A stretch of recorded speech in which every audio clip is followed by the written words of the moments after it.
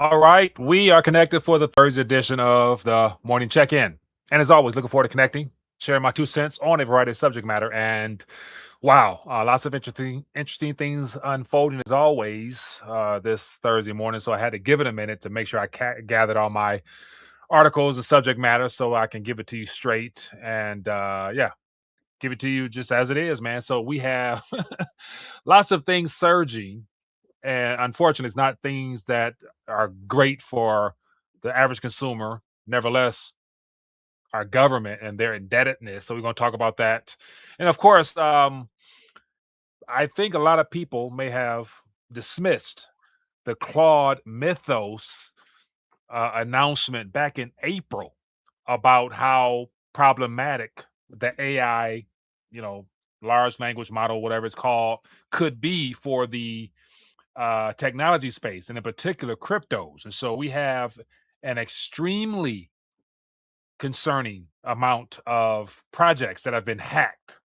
As like it's a crypto hackathon out here. And my assumption would be that it has something to do with perhaps that Claude Mythos and the limited amount of individuals that had access to it, and of course all the people that had access to it with permission from Anthropic were big institutions, governments. They got first dibs to protect themselves. And it's good to say, why not take advantage of it and see if you can exploit some other things such as crypto, because most of these projects are just copies and forks of other projects. So you got people losing millions of dollars right now, just being stolen. Just as easy as it came into the blockchain, it's gone. But anyway, going to talk about that a lot more. But for those who are plugged in, man, I appreciate you for blessing with your presence. As always, show your support by hitting that thumbs up button, man. Making sure that you're plugged in, hit the bell. Hopefully, you're notified. And of course, leave a comment, share thoughts, ideas, suggestions in the chat. And you can have your say in this matter as well. I do read comments and things of that nature. So I appreciate you, especially my people on Rumble, very active over there as well. So appreciate the community, man. As always, my good people. Okay, so I have lots of things in front of me. I'm gonna go through all of it bit by bit, try to rant less, but give you some nuggets. So I want to look at metals first, then we'll get into some propaganda headlines, and then we'll get into some of the nitty gritty of these data points that we have here. Okay, so first, jump into it. This is what we're looking like right now, man.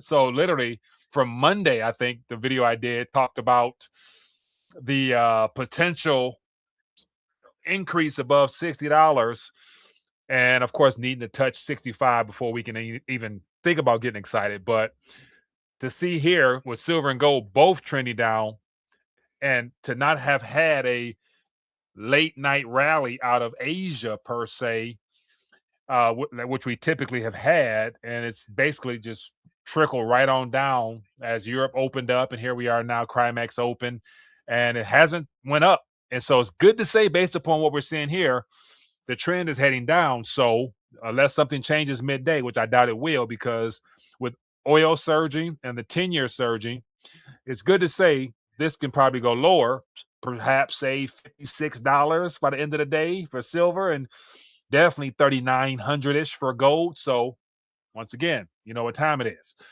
But the most concerning out of all is right here on the screen. So I think it was Monday. We talked about Sunday night, Marco Rubio saying that, Iran wants to make a deal. And then, of course, that narrative not lasting. And literally before the end of that day on Monday, we were at 89 or so, Brent. And then Tuesday, I think I logged in, it was 93-ish. And so literally within the last 72 hours of just going through some narratives, we're already up dang near 18% on the week.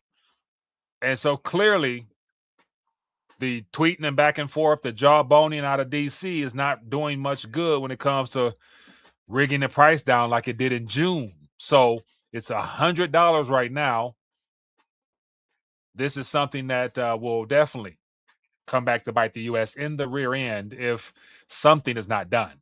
But then again, what actually do we expect? That is the question. So yesterday I put out the little caption of the what you call it, the magazine cover that I'm creating just to share my perspective in reference to the counter narratives we're being given. And so the Swamp Daily is what it's called. So I put that out yesterday. For those who had a chance to watch yesterday's live stream, I encourage you to go back and check that out, and of course share your thoughts. I've seen some thoughts and comments in the chat yesterday about that, so appreciate that. But it's just a chance for you guys to share your thoughts, share your opinions with the other community members. So do that. And so literally yesterday I was thinking, like, because reason this thought came about is that I checked the comment, and I don't know if it's on Rumble or I don't know if it's on Rumble or YouTube, but someone's like, Mike, talking about Trump again. And I don't know what they meant by that, but I took it as like, man, like, this guy doesn't stop ranting about Trump or something like that. That's kind of how I took it. And once again, at this point, I'd imagine, I would hope that we're all beyond our emotions and our feelings in reference to, I guess the whole political narrative and rhetoric of, left, right, Democratic, Republic, not realizing that they're, all different wings of the same bird. So whether you're left wing or right wing, it's not about which one is flaps faster, but they have to flap together to head in the same direction. And that's where our country's going. So if the body is, if we're the body of the bird, let's just say American Eagle, if we're the body of the bird, and the left wing is all the Democrats and all the craziness they do, and the right wing is the conservatives and the so-called people who are anti-war, but now we're for war, and they just flapping together. We the body, we going along for the ride anyway. So you got to ask yourself a question: who's the head? Who's the head of the bird? I can share with you my narratives. I can share with you my thoughts on who the head is.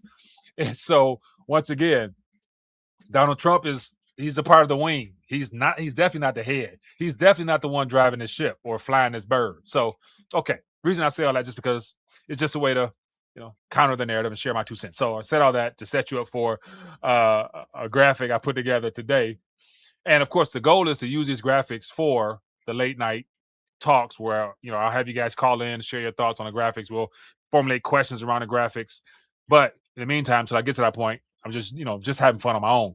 So let me share with you the most recent graphic that I made just for the RTD community.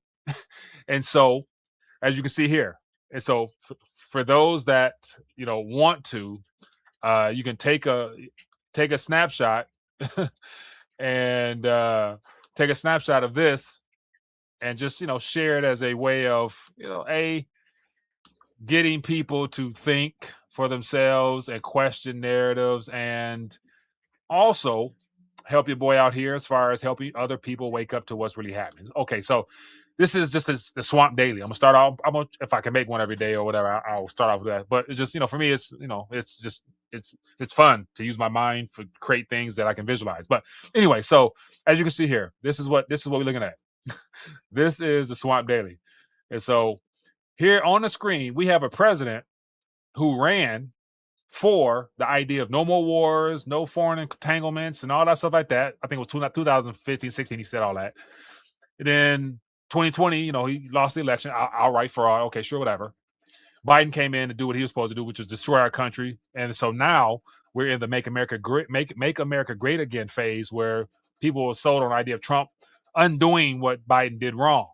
But once again, the biggest thing out of all this is we have Zelensky and Putin. And if this was a Biden ordeal that the U.S. supported, he hasn't stopped it. And so we partner with Zelensky more in combating the big boogeyman in Russia. And so it's like, once again, like, just didn't do nothing with that, didn't squash it, just moved on. Okay, fine. So now here we are now. This is more of his doing. The Strait of Hormuz, that's a Trump issue. So literally this is a part of Trump's war. So I label it Trump's war. The Strait of Hormuz, Iran situation. And nobody would have even thought prior to it happening that at the beginning of this year, we would have went into Venezuela and brought out the president of Venezuela in handcuffs in a late night rendezvous. And so between Iran and Venezuela, these are Trump's doing. Okay.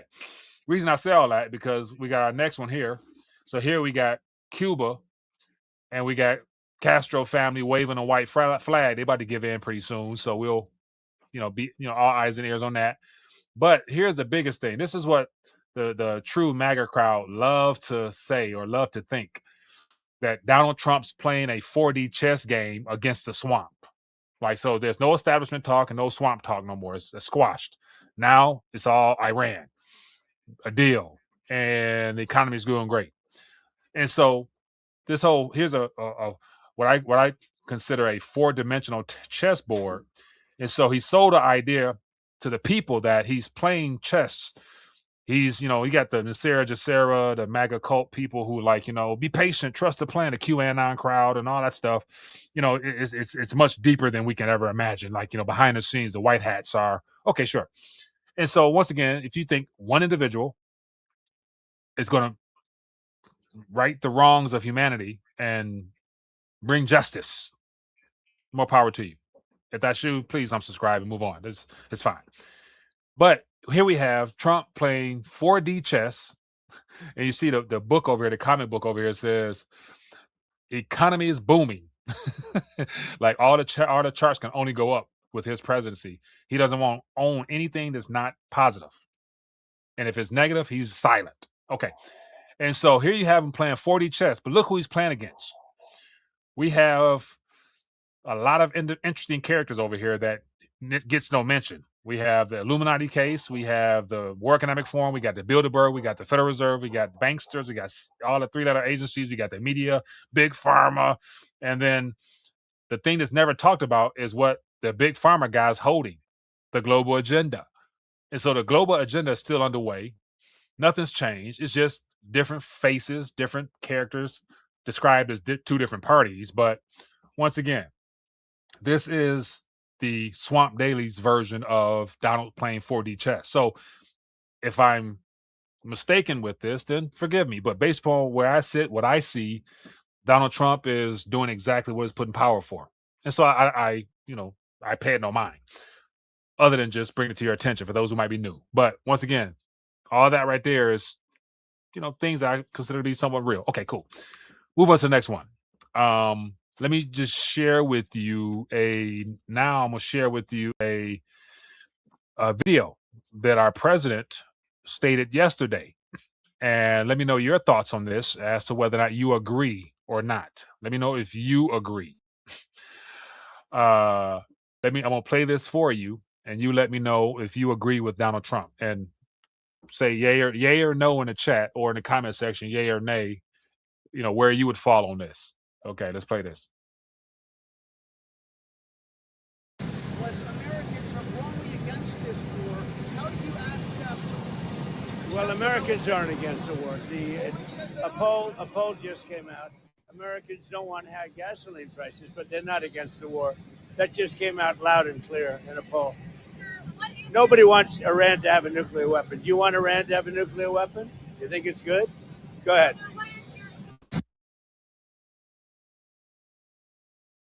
Okay, so there we had the president of the United States yesterday talking about a poll came out, and the Americans, assuming if you're living in this country, he's saying that you don't mind the war. The war is not the concern. You don't want high gas prices, but the war you don't mind. So comment. Let me know if the war is cool with you, because if it is, great, because obviously everyone has different points of references as well as angles towards this experience we're having together. And so let me know in the chat, yay for the war, nay for the nay, yay or nay, like, you're in Congress, yay or nay. What's your vote?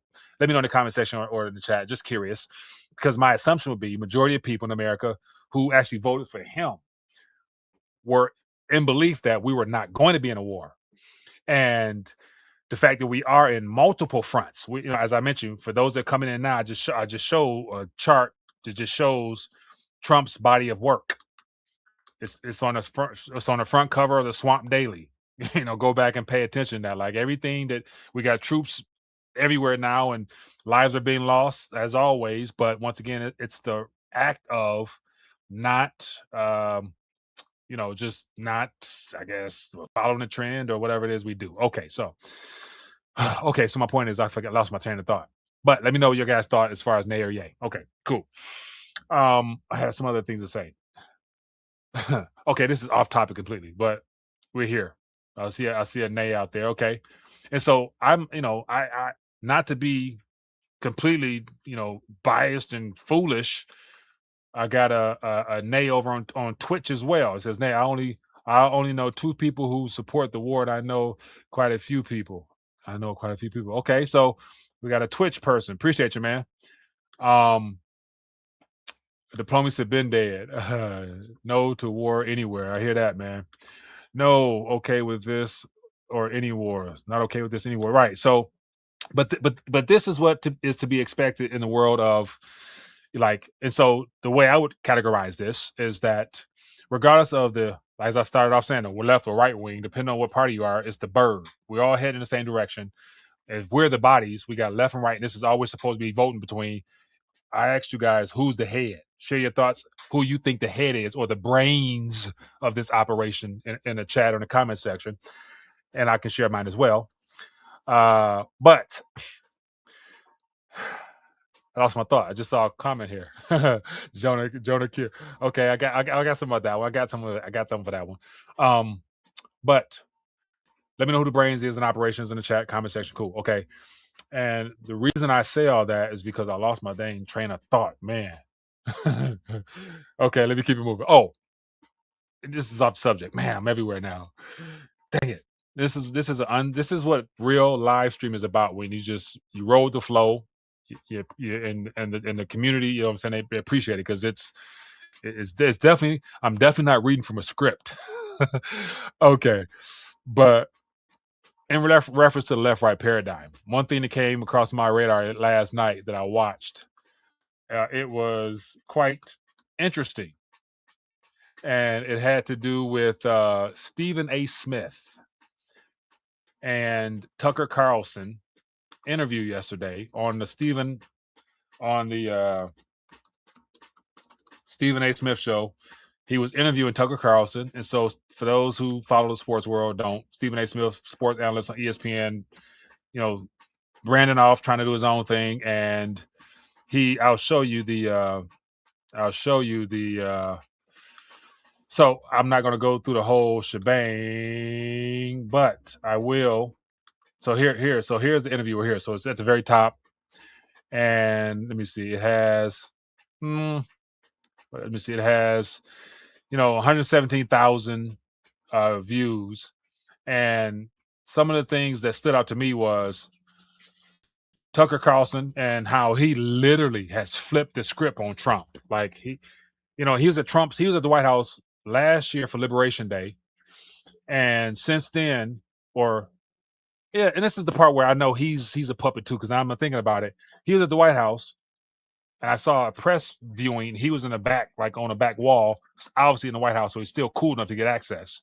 But he's coming out as like being against Trump because something changed, something of another, which makes sense. And the point that I'm bringing up here is that during this interview here, he mentioned the point of which he believed Trump changed his entire narrative. And it's the same exact time point that I referenced where it was obvious for me where I noticed something changed because it was instantaneous change. And that's when I said, if I can go back to the time and date, if anybody was here watching, I said Trump was getting too big for his britches and he had to be reminded what he was in office for. And when Tucker Carlson said that same thing in reference to the time point where he noticed the change, I'm like, man, here I am, this very small YouTube channel, no voice beyond, a small group of people. But yet when you see things and you have a wider perspective on things, it makes you just question everything. And not, it turns out if you stick with it long enough, you may not be as crazy as some people may think you are. Okay, cool. So the point that I probably won't be able to find it. Leadership and the Democratic leadership. He wasn't end up in the presidency. Whole enterprise, this whole thing is being done because they're not white. Okay, I'm not going to try to find it. But the point was, the moment that Trump had that ear grazed and he came up with all that, everything changed. Everything changed with his rhetoric. Everything changed with his stance. He was anti-war to pro-war and everything else. And Tucker Carlson went through a couple of things that I mentioned, whatever. So I'm not gonna go down route. Okay, cool. Leave it there. Okay. Let me see. Okay, so real quick, I gotta respond to this. It says Jesus is not helping, and this is in reference to the I'm assuming to my rant about the situation we're experiencing with deep state and all that stuff like that. Okay, cool, whatever. And so I mean, obviously, it's probably just some heckling, but once again, from a natural experience that we're all having now in the flesh, there's a practical response because at the end of everything, the beginning of everything is spiritual. So nothing's changed. Everything we're experiencing now, God is already aware of. So once again, these are things that must take place to get us to the obvious outcome of what we're told for those who believe. Once again, if you read your Bible, you know how things end. We have an assignment as believers in Christ. So I'll just leave it at that. Okay. No doubt he is CIA propaganda, because it's like, okay, it's not that question. Okay, so I'm well off my track. But this is what it's for. Okay, so I wanted to get into, let me just give you a couple headlines here, a couple mainstream headlines to rant around real quick. So here we have some numbers that take them for what they're worth. But at this point, I'm sure we all can believe that in the midst of a dying empire, the stats and the media comes out will definitely be swayed towards making things look favorable when people can tell where we're standing. And so here you have the number of Americans filing for unemployment is the lowest since 1969. And without me having even read this article, first thing came to mind is this number can be inflated to suit any particular agenda. When you look at the most important number that we would probably consider is those that are not participating in the workforce. And so you have those that are actively participant, those that are not participating, and those that have exited via retired. And so out of those three classes, the working has always been smaller than the non-participating, because those numbers that they don't seem to include usually make it appear as if people just have better options and they just choose not to work. And so a good chunk of those people are on government subsidies, sure, but the average Joe and Jane may either work under the table, or the newer category that's been underway since pre-COVID is having 2-3 jobs. And so if you got 2 or 3 jobs, like smaller jobs, like what they call it, the I don't know what economy they call it. For like Uber drivers and stuff like that, they call them something. But that economy, the giga workers, or giga economy, or something like that. But so if you have 2 or 3 people working those type of jobs there, those are 1099 type employments, to where those people are an entire class by themselves, to where it would then be obvious that you'll have less people that might be filing for employment.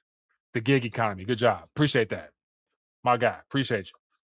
Appreciate that. So my point is, we got these numbers here. Everybody know the economy is, it is what it is. Everybody knows somebody that, is looking, or, just been misplaced, displaced, whatever you want to call it. And me being in the Metro Detroit area, the big three, I've already seen the reshaping of the landscape to where, shifts have been limited, and the inclusion now of robotics. And of course, GM, had to hire 300 employees back, i.e. engineers, to unwrite the wrongs of AI that didn't work out the way they wanted to. So, for all the people they let go, they're finding out that, you do need some actual hand and some brain power after all. So that's going to be that. But give you a little bit here. It says new applicants for unemployment benefits haven't been this low since 1969. Fresh data showed Thursday. The number of first-time filings for unemployment benefits tumbled last week by 22,000 to an estimated 187,000 claims, marking the lowest since seasonal adjustment tallies since September 1969. So think about that. It tumbled last week by 22,000. So they're saying 22,000 people are probably, according to their forecast, were not, active, or not, taken into consideration for this claim here. And so all of a sudden now they're just throwing out these bogus figures. So once again, this would do wonders, because you better believe Donald Trump is going to use this and saying how great the economy is because of stuff like this. So, voila. But as I'm speaking, as you can see above this article here, we have the S&P down 1.4%, Dow's down 1%, NASDAQ down 2%, Russell 2000 is down less than a point. We got the VIX, which is up 16.72%. Gold is down $92. So all in all, like the way the average person measures the health of the economy is far different from the way the government measures it, because they'll measure according to their stats. We know their stats is fake.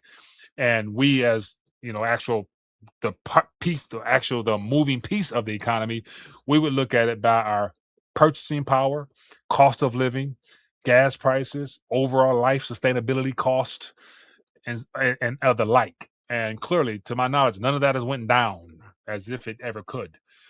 And so, yeah, I was thinking about this as I'm thinking about this, to talk about this now, because I was about to do a visual aid, but I was trying to frame a all-encompassing narrative as to what we can witness as because I've been talking about the American dream and how that propaganda piece came about during the industrial age, beginning of the industrial age. But now here we are now in a technocratic takeover time frame, and I was thinking about a word or a phrase to capture and then try to fill it in with all types of bullet points that would make sense. So I ask your guys' thoughts.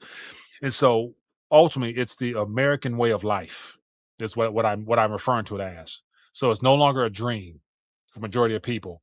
It's just the reality of the American way of life. And some of the bullet points I was thinking about was, you got the cost of living, you got the happiness factor of just the happiness factor as far as being able to actually work, have some left over to spend, to enjoy, to not feel stressed over whether or not you'll be employed to next week or next year. Like, I'd imagine now, because of the America, the what we're experiencing now, it is harder for a lot of people to think ahead comfortably, like, plan ahead, like, oh, next year I'm gonna do this, 2 years I'll do this, because of everyone's attention being driven to this here and now because of what we're experiencing. Because that is what I believe this divide and conquer political cycle that we're in is all about. Okay. So my thing is just some bullet points: cost of living, the happiness factor. And if you guys, whatever comes to mind as I'm saying this, feel free, please, in the comment or in the chat, to fill in the blanks with some bullet points that would encompass the American way of life. Because the American way of life, as I'm referring to it as, is being turned inside out, to where it's causing a lot of issues for a lot of people. And then, since I'm talking and got a couple people listening, I'm thinking like, okay, so think about the whole goal of this press forward towards a new world order is what these things are trending us towards. It's all about divide and conquer. And so it started with the dismantling of the family structure. And I was watching a video talk about, the welfare state and all that stuff, doing a great society that removed, men out of the house and then brought in welfare, stuff like that. Here we are now. Okay, whatever. So the removal of the man from the home, the removal of, godly principles and the Bible out of the school system, obviously. And then from there, you had the inclusion of the dual income households that have driven husband and wives apart, in a sense. At the bare minimum, it's driven them apart on a time specter of them being gone throughout the day or getting home late, and the husband work night shift and the husband wife work morning. So it's disconnected families all the way around, i.e. look at society now and how jacked up everything is. And so I'm thinking like, we've had a snippet of what disarray looks like in real time. Just look at all the events that unfolded for COVID. And as a result of that, I was thinking about the surge in divorce rates, how divorce went rampant during COVID, post-COVID, because men and women got a chance to be around each other more than they wanted to. Voila, we know what happened. Unfortunate. And so I'm thinking like, okay, I'm anticipating something else is going to be big and catastrophic in the near to distant future. And I'm thinking like, man, like, so if COVID to me was a test run for everything we're experiencing now, as far as the new norm, as some refer to it as, whenever that next event hits, imagine how disruptive and just disastrous it's going to be for families, our way of life, even more so, and everything that has to do with the concept of stability.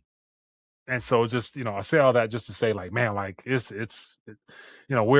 in the midst of change, and all of this stuff I'm talking about is a part of it. It's factored into it. And these are all natural occurrences. And so we have the practical side with all that information of everything I just ranted about.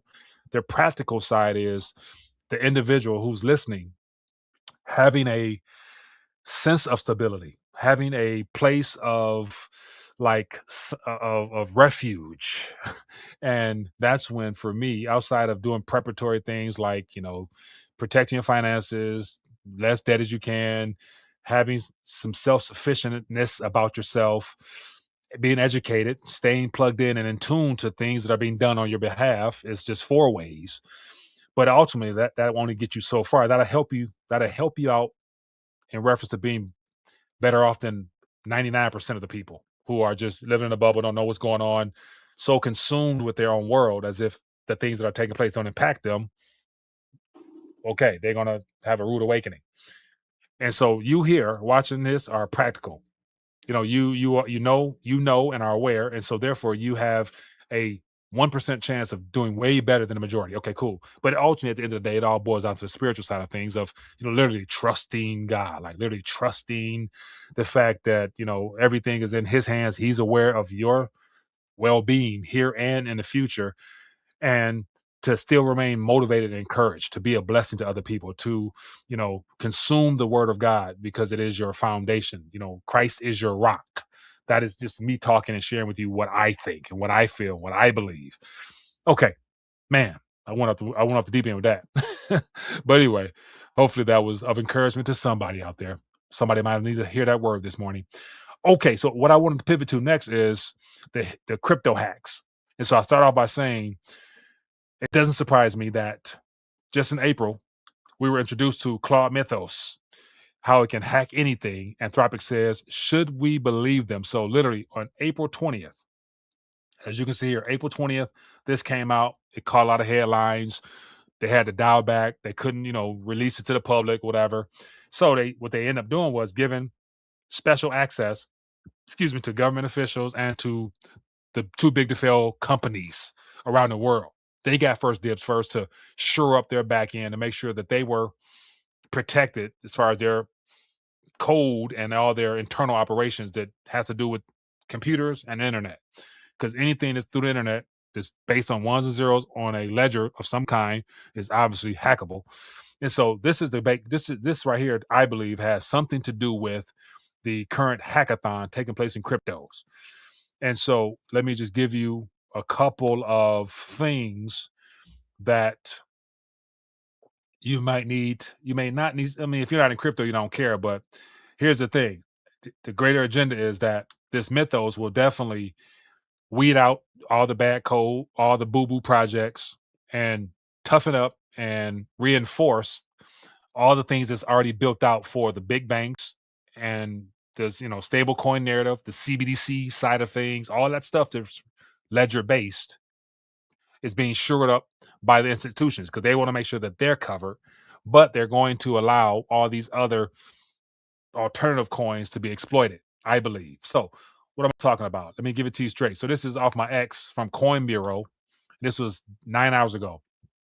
It says hacks galore. 3 exploits drained 35.5 million within hours in a brutal day of DeFi. AFX trade lost 24 million. Verus lost 7.55. B2 Network lost 3.86. It says attackers gained unauthorized access to the B2 stacking contracts upgrade authority, prompting the team to suspend staking while security reviews are completed. And so, mind you, those hacks are like exploits where funds are gone, gone, like transferred to somebody else who pulled it off. And so it doesn't help when it says here we have just last week we had the admission of Sam Altman's OpenAI saying that they let their model loose in a contained environment and it naturally went out. And it says here, it escaped the test environment. It was locked inside and hacked into another company on its own. So think about that. Something that they program is supposed to be hacking something out there. And so with all these hacks here, it's just funds gone, funds gone. Definitely it's going to scare a lot of people. So here we have algorithmic stablecoin, balance coin crashes 99.9% to well under a penny after PeckShield reported a 915,000 exploit tied to a Dow company. So you have all these hacks here. And clearly to me, it's not an accident. You don't have all these hacks at one time just for by chance. Clearly there's entities at the top operating to try to weed out, shake out, and take advantage of technology. And no doubt, all the CBDC projects, all the stable coins is going to be issued by institutions that will matter, the too big to fail banks, and perhaps, some type of collaborative effort between the Treasury and all the, FDIC approved banks, creating a singular stable coin down the line, which will easily be branded a CBDC by 2031, because the Federal Reserve not being allowed to by Congress until 2030 lets us know that they're not taking it off the table entirely. They're just postponing it until 2031. So from the standpoint of a central bank or centrally controlled stablecoin, it's coming after 2030. And so between 2026 and then it's going to be developing the framework and all the players that will participate until something officially government approved will be allowed. It's quite obvious. And so with that being the case, the whole point was just to highlight how this is a part of the reset. Like literally, like there's building a technology to disrupt our way of life, which will ultimately benefit those that are behind the technology at the expense of all those that are, I guess either supposed to get used to this technology or being forced to use it or rely upon it already. So this is just some things that, won't come from the mainstream perspective.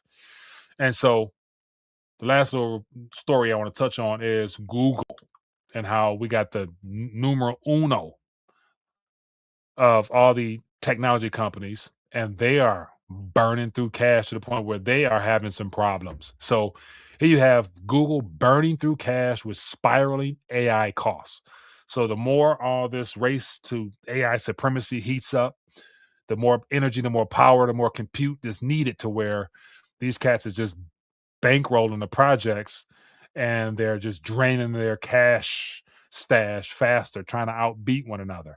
So ultimately, what's going to happen is because this technology is needed for that public private partnership that is going to take place as we get further along this restructuring, Uncle Sam is going to have to step in because you can't have all these tech companies go down at the same time that all these tech companies is what keeps the Magnificent Seven magnificent.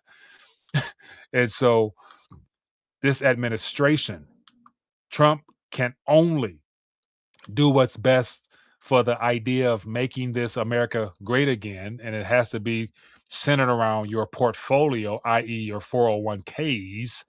And so, literally, if there's any systemic threat towards these big blocks in red for long periods of time, the government has to step in. So, with Apple, Microsoft, Nvidia, Google, Amazon, Tesla, all the big players right now are in the red. So obviously the war is spooking them or just lack of sales or the earnings show that all this backwash, backdoor, passing funds along to each other is no longer working. How many deals can you take out with your next door neighbor before people realize you're just laundering money and people stop investing and buying stocks in companies that are already overpriced? So what do you have to do? Let these companies cool off because they're not going nowhere. And unless the government steps in to really juice the markets again, they may go down a little bit. So one thing is for sure, they're not going away because they're a part of the reset. So they're going to be around at the end of the day. But, this is what's happening right here. So wherever the Magnificent Seven goes will definitely impact the narrative that comes out of Donald Trump's mouth from his Truth Social, which will then tell you the next day where the markets is going to go. that's the trend that I've kind of come up with on this whole thing that we call markets and economics. But anyway, just taking a minute, sharing my thought. I threw in way more than I planned on throwing in for this morning, but hopefully there was some nuggets in and throughout there that you guys were able to grab a hold of. But anyway, just taking a minute, share my 2 cents. If you're watching the replay or if you just caught on or whatever, go back, watch everything. I try to lay it out to where it makes sense, apart from my disruptions and my rants. But the rants is what makes me different. Anyway, yeah, for those who've been part of me, the community forever, appreciate you and bless you. Thank you. Make sure you subscribe, hit the bell, leave a comment, and also check the description for any resources that might help you better improve or diversify your current position in whatever it is that you do. Anyway, be blessed. Peace.